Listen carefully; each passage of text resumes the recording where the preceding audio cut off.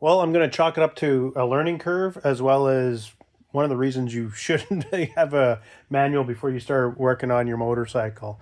Anyways, let's get into it.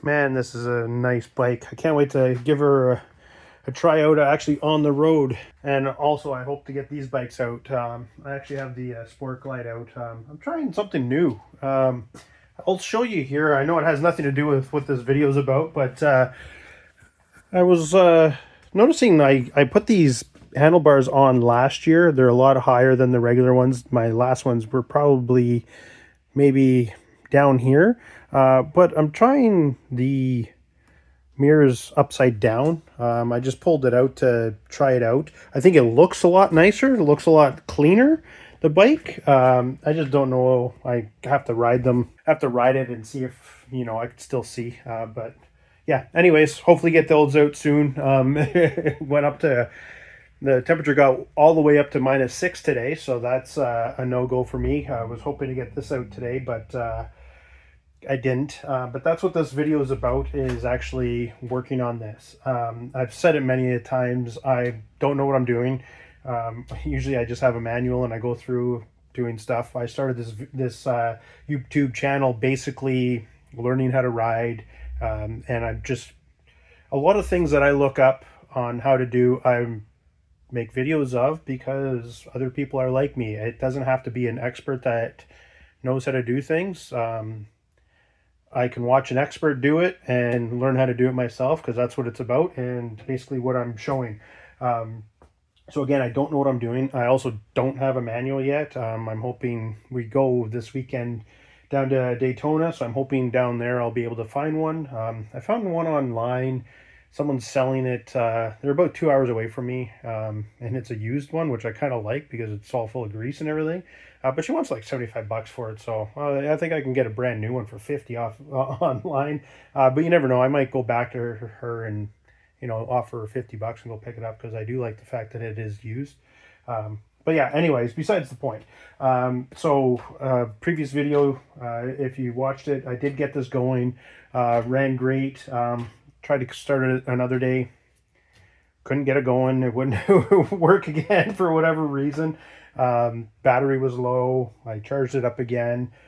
Came out today again and started it up. It ran pretty good. A little finicky with the carburetor. There's some dialing in you got to do, and I did kind of do it. It ran for quite a while.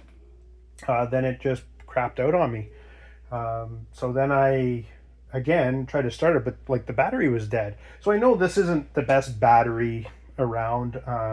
It does seem to hold a charge. I tried it today, or I tried it before, but I did it again today. I fully charged it, left it off for, I don't know, it's been about 6 hours. I put a multimeter on it. It's 12.6 or 12.7 volts right now, so it's still holding the charge and everything. So I started looking into it, going to YouTube, what everyone does, and trying to figure out like what's going on, like why isn't it working, before I go out and buy a new battery. That's something I'm not going to pick up down south. I can just get one of those here, but certain things I am going to look for. Again, besides the point. But I was looking into it, and one of the things that I found, again, you don't know what you don't know, is I had disconnected the battery on this when I first was cleaning it out and trying to get it going, and then hooked it back up. Well, something I did not know I would if I had the manual is when you disconnect the battery, you have to polarize the generator. Now, I'm not that dumb that I don't know what a generator is. I know they've replaced them for alternators now in modern vehicles and modern motorcycles, and I've never heard of having to polarize it before, so this is something new that I did not know. So I figured I would come on and do like a learning curves type of thing for guys like me that want to wrench on bikes or wrench on whatever, and finding things that you don't know. So that's why I'm making this video. To polarize your generator, because apparently it won't charge. If you don't polarize your generator, it won't charge the battery, and that might be why I'm having an issue with the battery right now. So to do this, we're going to need some wire. The length of wire will depend on where the positive battery is down to the generator. So let me just figure that out. I'll give myself a little extra.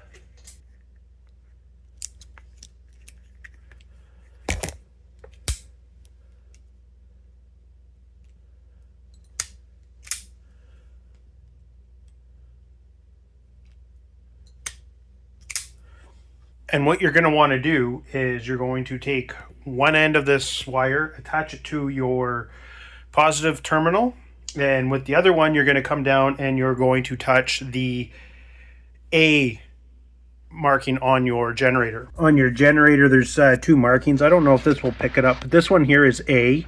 I don't know if it'll pick it up. A, and this one's F. The way I'm starting to think about it is basically A is Matthew McConaughey, all right, all right, all right. And F is another four-letter word that you're going to be if you actually touch it to that. Actually, I don't know. I don't know what actually happens. I've tried looking it up.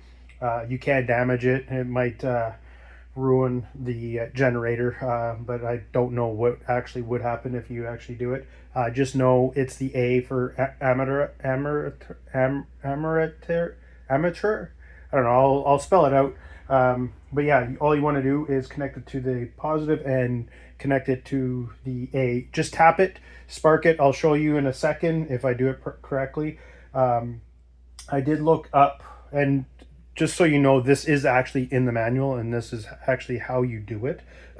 There's no special tool or anything. This is literally in the manual for the Sportster of this year, as well as other Harley Davidsons. The other thing I did look up is you can use a different battery, because I was actually thinking about, this is the battery out of my daughter's Royal Enfield, because I was thinking that might just be easier to do that, because then I can have a shorter wire and boop, boop, boop. If you do, you can use a different battery. The only thing is you do need to ground that battery to the bike. So I guess it completes the circuit. You can't just do it positive and then spark it. That battery would have to be grounded to the bike. So if you are going to use a different battery because your battery's dead or you don't have a battery or whatever, you can use a separate one. You just make sure you ground it to the bike before you do this. So let's go ahead and see if I can get it done. Okay, it's attached. Now just touch it. Do you see that little spark? That's all it is. So hopefully that came up on the camera. I probably should have lighted it. Actually, the fact that it's dark probably would have helped. But anyways, that's all you need to do to polarize your generator. Polarizing it, again, I've read up a little bit more. It basically magnetizes the magnets that spin around or that are in the coils or whatever. It just helps to charge your battery. I don't know if this is the fix that I need for the battery or if it is still a dead battery. I don't know if I've changed. It's a separate day. I did check again, and it is still at 12.6 or 12.7 the volts on the battery. So I think the battery is okay. I think it is, the generator's not generating. So hopefully this has done it, and the generator will continue to, or start charging the battery when it's running.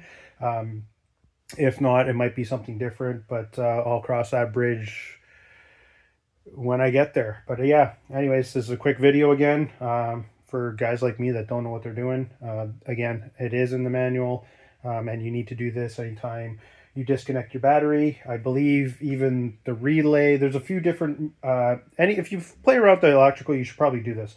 This is the way I've kind of seen it. But yeah, if you do disconnect your battery, you do need to polarize the generator again. Anyways, until next time, later.